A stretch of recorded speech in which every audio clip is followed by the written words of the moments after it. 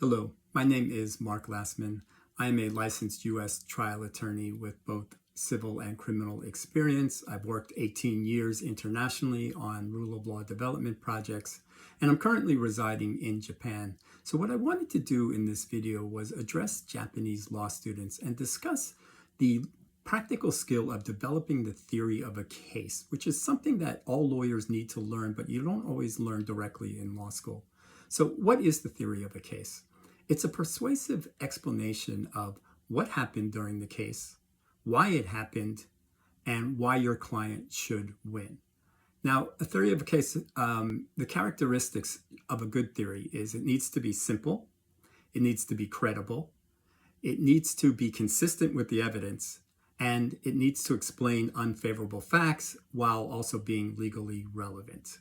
Okay, now how do you go about developing a theory? There are 5 pieces of this, and I'll talk about them individually.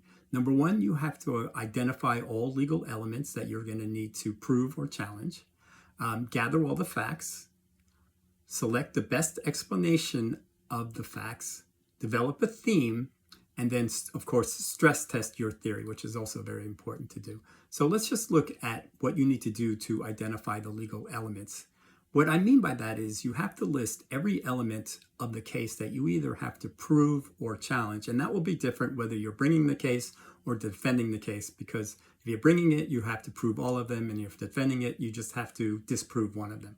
So let's just say, for instance, in a negligence case, the elements are going to be a duty existed or a responsibility. There was a breach, someone breached that duty. That breach caused damages to somebody else. So damages is some sort of injury. So the duty, there's a breach of duty, there's causation, and which is led to damages. So those are the elements. Now, the next piece is to gather all facts.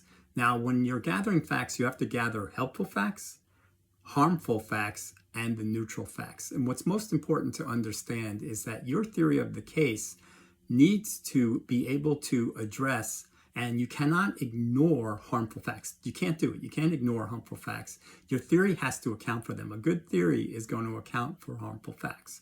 And that means you have to ask yourself, what story best explains the facts? Because often there are several theories that are possible. So for example, if the witness on the stand tells something that they've said previously, something different, if they're, say something inconsistent, that could be because, number 1, they could be lying, or they just have a bad memory, or the stress of the trial or whatever happened caused some mistakes, or there was some sort of miscommunication. So you have to choose the explanation that's most consistent with the evidence of your case. So that's something that you have to do, because there's always going to be more than one explanation. Now, next, you have to make sure that you develop a theme for your theory of the case. And the theme is the memorable moral idea behind your theory. There has to be a moral idea.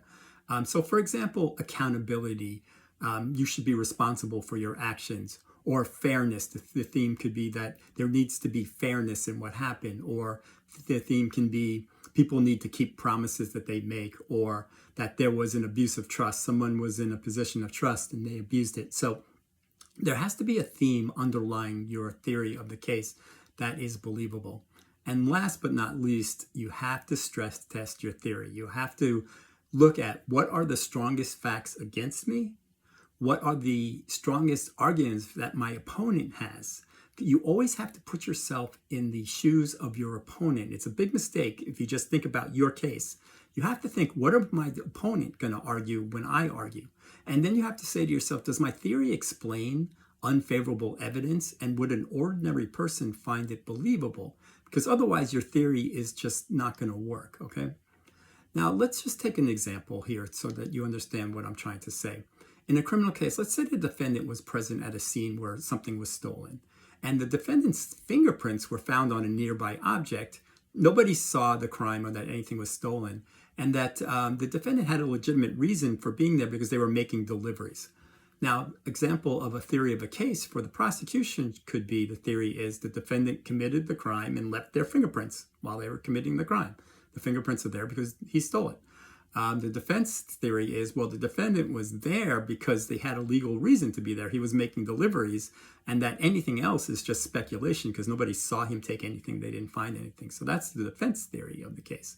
And what you should note is that often both sides will make use of the same information about the fingerprints, for instance, and then they'll be explaining it differently. And that's often the case in cases. So let's just look at the defense theory and look at it in terms of what I've been trying to show. So the theme is that suspicion is not proof. The fact that you think he did it doesn't prove that he did it.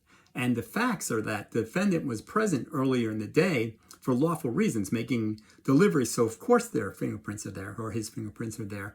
So the legal theory or the result is the prosecution can't prove or overcome the critical evidence omission because just because his fingerprints were there didn't prove that they actually stole anything. And what you have to remember is once you decide on a legal theory or a theory of the case, you have to hammer it in your opening argument. You have to extract the facts that you need during your witness examinations and your exhibits, and then you argue the whole package during the closing argument. So in essence, once you decide on a theory, it's going to govern how you behave throughout the entire case. And what that means is every step in the case should reinforce your theory, from the opening to your witness examinations to the exhibits and to the closing argument. And think about when you're preparing your case, if there's a fact or a question or a witness or exhibit that doesn't advance your theory of the case, ask yourself whether you need to include that in your case or not. If it doesn't advance it, you should think about not including it. So the key takeaways of this video really should be that a theory of the case is not just a list of facts. It's a legally relevant story that makes those facts meaningful. It's a persuasive explanation as to why your client should win. A strong theory will help organize your evidence, your examination, and your arguments. It will completely determine how you conduct yourself throughout the case. And then finally, the best theories are simple, credible, and consistent with the evidence of the case. What I mean by that is we have an expression in the US that complicated theories lose the case. And so it has to be simple, it has to be believable, and it has to be consistent with the evidence, including explaining any bad evidence.